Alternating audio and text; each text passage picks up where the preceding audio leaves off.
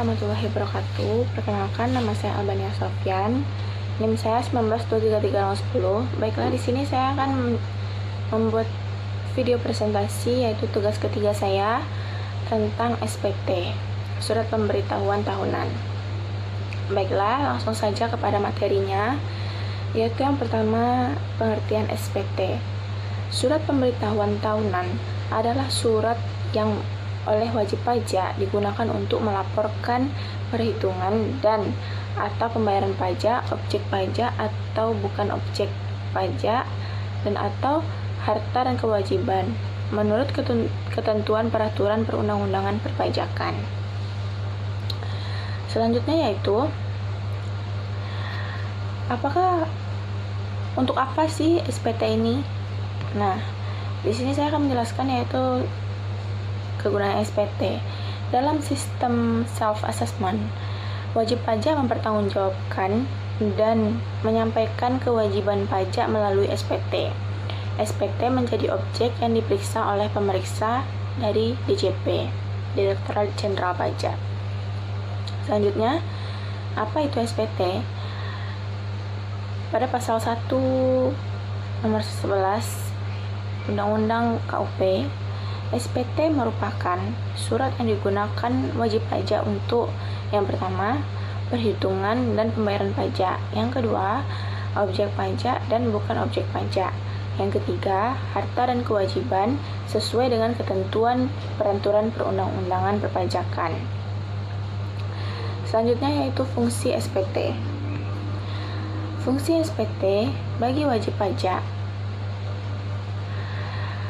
penghasilan adalah sebagai sarana melaporkan dan mempertanggungjawabkan perhitungan jumlah pajak yang sebenarnya terutang. Fungsi SPT bagi pengusaha kena pajak adalah sebagai sarana untuk melaporkan dan mempertanggungjawabkan perhitungan jumlah PPN dan PPNBM yang sebenarnya terutang.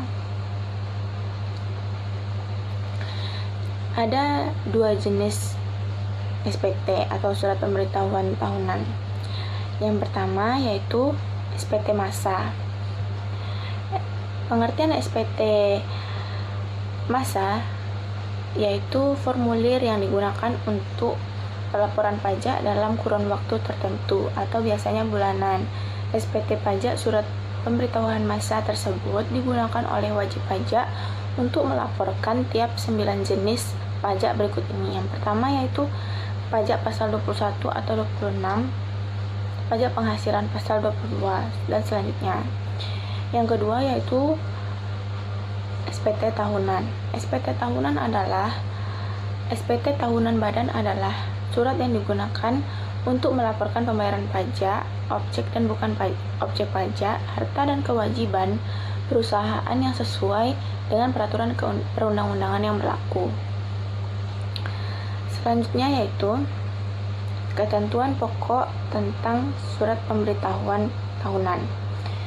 Hal-hal yang pokok yang perlu dipelajari terkait SPT adalah yang pertama yaitu kewajiban pengisian SPT, yang kedua yaitu bahasa SPT, yang ketiga yaitu penandatanganan SPT, yang keempat cara mendapatkan formulir SPT, yang kelima batas waktu penyampaian SPT, yang keenam perpanjangan jangka waktu penyampaian SPT tahunan, yang ketujuh yaitu wajib pajak tertentu yang dikecualikan dari kewajiban menyampaikan SPT pajak penghasilan, yang kedelapan yaitu kapan SPT dianggap tidak disampaikan, yang kesembilan lampiran SPT, yang ke-10 penyampaian SPT, yang ke-11 pembetulan SPT, ke-12 yaitu pengungkapan ketidakbenaran pengisian SPT, yang ke-13 elektronik SPT.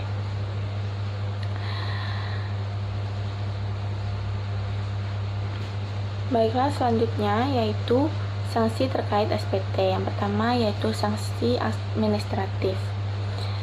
Sanksi administratif adalah sanksi yang dikenakan bagi pejabat pemerintahan yang melakukan pelanggaran administratif. Yang kedua yaitu sanksi pidana.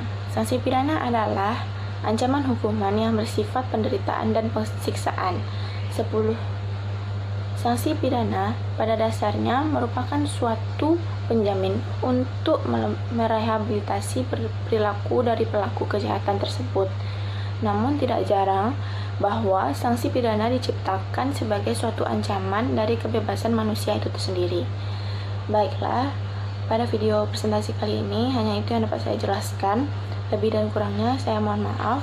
Wabillahi taufiq wal hidayah. Assalamualaikum warahmatullahi wabarakatuh.